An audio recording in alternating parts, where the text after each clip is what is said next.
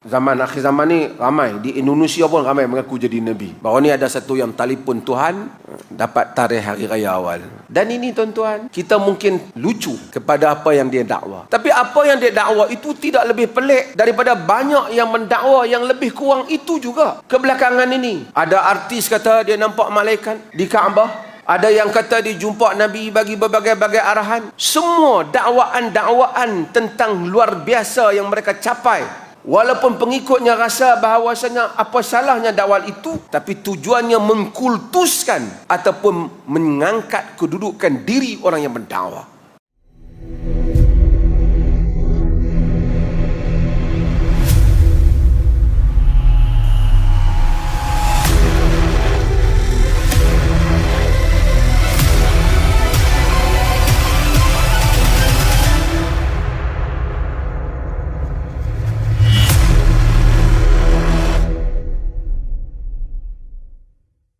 Sebahagian manusia tercari-cari amalan. Dia pergi cari pada Habib, Kiai, petua itu dan ini. Amalan-amalan yang mungkin dia anggap pelik. Orang lain tak tahu. Rahsia. Sedangkan ia tidak berasal daripada Nabi SAW. Allah telah menghantar Rasulnya Muhammad SAW untuk kita beramal dan mengabdikan diri kepadanya seperti yang telah ditunjukkan oleh Rasulnya sallallahu alaihi wasallam. Kadang-kadang kita tak salahkan masyarakat, tapi kita salahkan keadaan yang mana dibentuk oleh berbagai-bagai sebab. Beberapa hari yang lepas ada satu orang bertanya saya, dia first time dia datang ke Masjid Alwi ni. Dia tanya, dia heran kenapa, dia kata, Datuk, mereka ni tadi mereka azan sebelum masuk waktu. Dia tak tahu, saya tak salahkan dia, kata tak apa, nanti entah study lagi, entah dengar lagi kuliah. Dia heran, dia ingat mungkin sama ada muazzin silap waktu ataupun kenapa. Dia tak tahu bahawasanya inna bilala yu'adzin bil lail fakulu washrabu hatta yu'adzina Ibnu Ummi Maktum. Sesungguhnya Bilal azan pada waktu malam. Kamu makan dan minumlah sehingga azannya Abdullah Ibnu Ummi Maktum. Pada zaman Nabi, waktu fajar 2 azan. Di Perlis 2 azan. Setengah orang dia dengar sebelum subuh berbagai bacaan di pembesar suara, dia tidak hairan. Bila dia tengok azan, dia dengar azan, awal dia hairan. Kerana, bukan salahkan dia, kerana tidak dibiasakan dengan sunnah Nabi SAW. Sebab itu menghidupkan sunnah akan mematikan amalan-amalan yang tidak sunnah. Hadirin dan hadirat yang dirahmati Allah. Nabi SAW di dalam hadis yang diriwayatkan oleh Al-Imam At-Tirmidzi dan selainnya menyatakan, alaikum biqiyamil lail fa innahu da'abus salihina qablakum wa huwa qurbatun ila rabbikum mukaffiratun lisayyi'at wa manhatun anil ithim. Dalam riwayat At-Tabarani disebut wa matradatun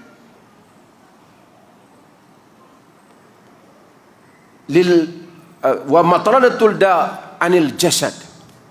Dia pembuang penyakit daripada tubuh. Nabi kata, alaikum biqiyamil lail, hendaklah kamu menunaikan qiyamul lail.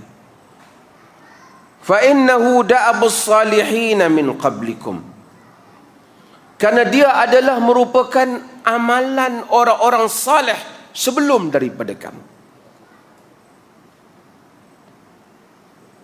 Qurbatun ila rabbikum, ia mendekatkan kamu kepada Tuhan kamu.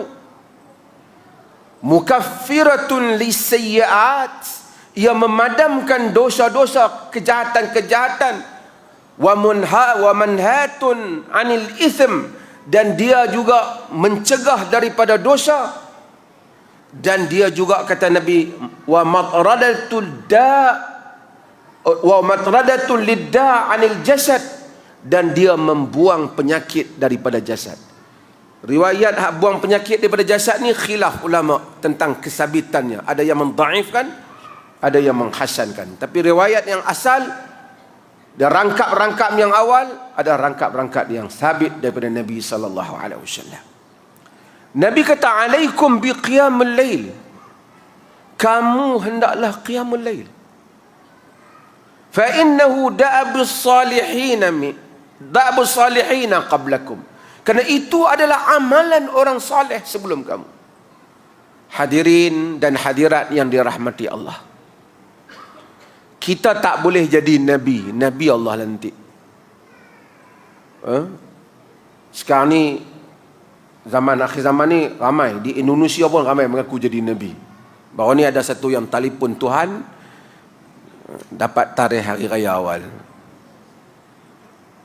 Dan ini tuan-tuan, kita mungkin lucu kepada apa yang dia dakwa. Tapi apa yang dia dakwa itu tidak lebih pelik daripada banyak yang mendakwa yang lebih kurang itu juga. Kebelakangan ini ada artis kata dia nampak malaikat di Kaabah. Ada yang kata dia jumpa Nabi bagi berbagai-bagai arahan. Semua dakwaan-dakwaan tentang luar biasa yang mereka capai. Walaupun pengikutnya rasa bahawasanya apa salahnya dakwah itu, tapi tujuannya mengkultuskan ataupun mengangkat kedudukan diri orang yang berdakwah, supaya akhirnya dia boleh memberi arahan-arahan yang pelik, yang dia akan kata dia ambil langsung daripada Allah Jalla wa'ala. Dan akhirnya berlakulah seperti di Indonesia itu, yang mana dia telefon langsung kepada Allah Ta'ala dan dia tarik balik 2-3 hari yang lepas.